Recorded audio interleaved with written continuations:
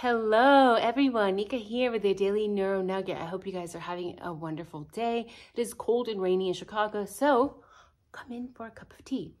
I have Baccharis tromera carqueja in Brazil, and the Brazilians love to use it for weight loss. It is a diuretic, and they also use it for a whole other health benefit. It's great for the kidneys, it's great for circulation. I steeped it with the peels of pineapple, oranges, lemons, and sweetened it with cinnamon, so it's very warming. Studies also show that it is great in mice for reversing metabolic health issues, which we know is a problem in westernized countries. So let's try it. It is so yummy. It warms my heart right up. So let's talk about the CIA. Let's talk about Brian Kohberger. Let's talk about other things we have not covered, because we may side with Kohberger or we may not, but we need to consider other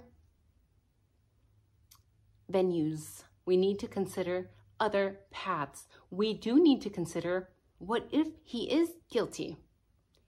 Because although we may think he is guilty or he is not, we should not really make up our minds until all evidence, until everything comes to light. So it's going to be a tough video today. A lot of people may not like this video, but just remain open-minded as we go through this, please. If you're not open-minded, then you can leave. Thank you. Let's talk about the CIA. Is it possible that Mr. Brian Christopher Kohberger was groomed by the CIA? We know that the CIA has groomed other people to become serial unalivers. And history shows, several declassified documents show that the CIA has done horrible things to people without their consent in order to further their own agenda or experiment and learn things about human behavior, how to control human behavior so that they can control the population. I know that sounds insane, and for those of you who don't know history very well, it can sound far-fetched, it can sound like a conspiracy theory, so I urge you to educate yourself on the declassified projects I'm about to go through with you, because it could be very possible that Brian Kohberger could have been groomed by the CIA to potentially commit the IDAHO4, or it also could have been anybody else. Why? Because the CIA has done it before, and how are we to be so sure that they just stop doing it because it's 2024? The CIA continues to do their own classified projects in the background, people. Just because they don't tell us what's going on does not mean those things are not taking place. So let's talk about MK Ultra.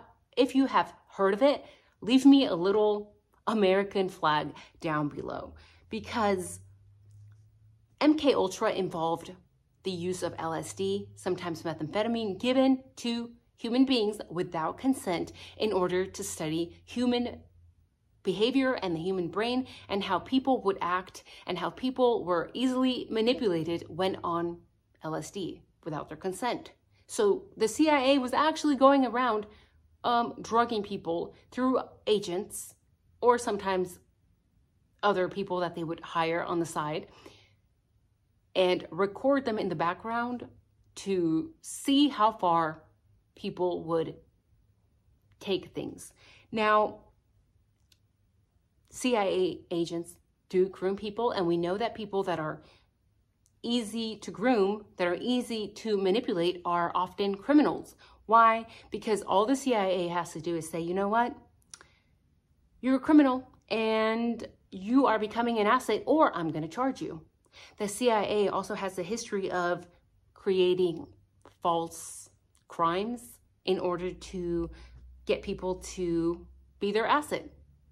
So they can manufacture charges and ruin the lives of people, or become an asset.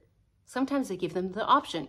Other times, CIA agents are known to manipulate people covertly, meaning secretly, meaning the people they're manipulating don't know they are being manipulated, that they are being used to further the agenda of the CIA. So you guys all know Charles Manson, right? Did you guys know that in several interviews, Manson had said that while he was in prison, doctors would often come in and out, test on him, experiment on him without his consent. And when he would ask, why are you doing this? Why are you studying me? What are you doing to me? They would not let him. By the way, this is actually illegal. And yes, the CIA has done and probably continues to do several illegal things. There's something very shady about Charles Manson and the whole tape murders. And I'm going to go into this because it kind of reminds me of the IDAHO4. So don't click off just yet. Sketchy things that happened when the tape murders happened involving Charles Manson and the Manson family. One very odd thing was that Spahn Ranch was being surveilled for months, okay? This ranch was where the Manson family lived. So for months, there's agents, kind of like the IDAHO4, all around this house. Interesting, right? And if you were to think that there's all these agents, there's all this surveillance going on of this Spahn Ranch, how did the tape murders actually take place if the home was being surveilled 24/7? That makes you question things, right? And to me, that just, it matches the IDAHO4 a lot, in my opinion, because we know that FBI, and they appear to be undercover, were around 11/22 in the Banfield camp right when the crime took place. You're going to tell me that you were right in the area and you didn't hear anything, you didn't see anything? You're literally like a block away. You can see the home from where the undercover agent pulled the 3 drunk kids over. To me, they don't look drunk, I'm just saying. Same thing with the ranch. Crime happens under the eye of LE, right? Under the eye of agents, under the eye of surveillance. Now, there's also this mysterious guy called Reeve when the tape murders took place. This mysterious guy would go in and out of the home, but nobody really knew who he was, okay? He would always be around Sharon Tate, and after the crime took place, the family came out and said he was probably undercover CIA. So the morning after the murder, this same man was in the house where the crime took place before the cops even showed up. Reminds me a lot of the survivors, right?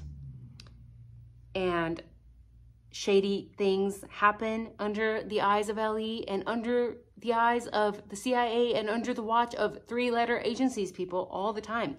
Now, to make things even creepier, Manson was in and out of jail for petty crimes throughout the 60s. But every time that he was arrested, every time that he was charged, his parole officer would just let him go. He would end up back in the street somehow. Later on, we all found out that the parole officer was actually somebody who was also doing experiments with violence and LSD and methamphetamines. He had a lot of research. He was actually a scientist on the side. Now, one must wonder if something similar could have taken place. We know that there are very strange writings from Kohberger on Reddit online when he was young. Of course, we all write strange things when we're teenagers. I would just hate it if my MySpace stuff came out now. It's the complete opposite of who I am today. But still, we could speculate. And one could also speculate that people who are already mentally disturbed or not stable or are having issues coping with life in general are sometimes also targeted and have been targeted in the past by the CIA. Now, you're going to tell me that, Manson was in parole the whole time, that he was out of jail, meaning any little thing he did could send him back to prison for years and years and years. But that never happened, right? He was always just released, casually released. So is it possible that his parole officer that was also doing all these LSD experiments on human behavior, the human brain, and violence was part of the study, was trying to understand the effects of methamphetamines and LSD on the brain of Charles Manson? Every time that Charles Manson came out of prison, he was a little bit more insane. He was a little bit more out there. He was more violent as well every single time he was released. So I would love to go back in time and to know what type of experiments they were doing on him, what type of testing they were doing on him when he was in jail, without his consent and without letting him know what in the world was going on or what they were studying. So we know that LSD, we know that methamphetamine charged your brain. I'm going to say probably meth more than LSD, but the combination is a powerful one, and who knows what else they could have been giving him. Now, of course, there's no way to really prove that he was an asset or that he was being groomed by the CIA. But when you look at all the facts that I just mentioned, well, it could be very possible. So could this be a case of another classified project? Are they maybe trying to study the effects of other street drugs, maybe things we have not heard about, on human behavior? Could Brian Kohberger have been groomed by the CIA or the FBI? We know that he had an interest, allegedly, and wanted to enter the FBI and to be an agent. So we could speculate. Now, again, I urge everyone to look into history because it teaches us a lot about what's coming out now, about the truths and about hidden things that are always taking place in the background. So if you don't know where to start, I would start with MK Ultra. I would start with Project Monarch. I would start with Operation Midnight Climax. That's an interesting one. So that's it for today. I think it's essential we consider that. Why? Because like I said before, the CIA, the FBI, they don't care about human consent. They don't care about what you want. Their plan is to further their own agenda. And often that agenda means we do what it takes, right? They'll do what it takes, even if that means people get unalived, even if that means people become involved in crime, become violent, even if that means people getting taken out, aka the IDAHO4. One must wonder. One must wonder. Now, we could also sit here and argue if that is worth studying for the greater good. I don't know. I don't know about the greater good. I think people can say that, but if they were the targeted home or the targeted victims or the targeted person who is to be groomed by the CIA, I think they would change their mind. So it's all for the greater good until it's you, right? So, cheers.